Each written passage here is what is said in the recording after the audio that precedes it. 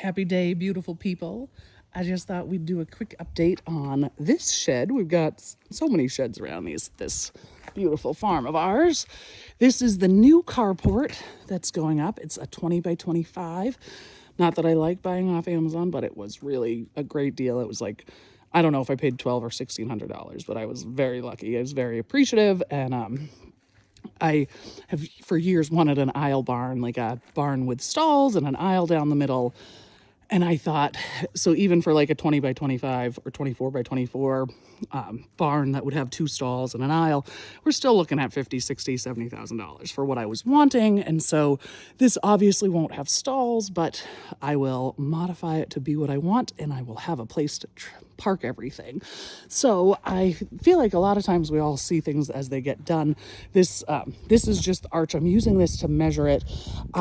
This piece here is at such an angle that I was having a hard time figuring out how to get this side leveled and accurate. So I actually got this one where I wanted, and now I'm going to have to move this over, which is a bit of a bitch because it was already leveled and perfect, but it's not exactly where I want it. So we'll move it over and it'll line up perfectly.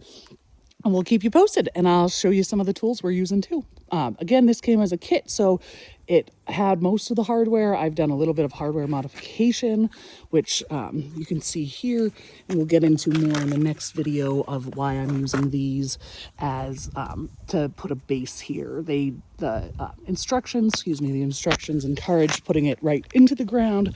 Personally, I've just not had great luck with that at this property. I've brought most of the materials in for the ground, so even though they're pretty hard packed in here, I'd have to get a special machine and put it in at an angle to actually get the anchors to fit properly and work. So instead I modify things and I build out a frame, and we'll show you more as we go with that. But this side's already bolted in, and so they had some bolts that we would put in.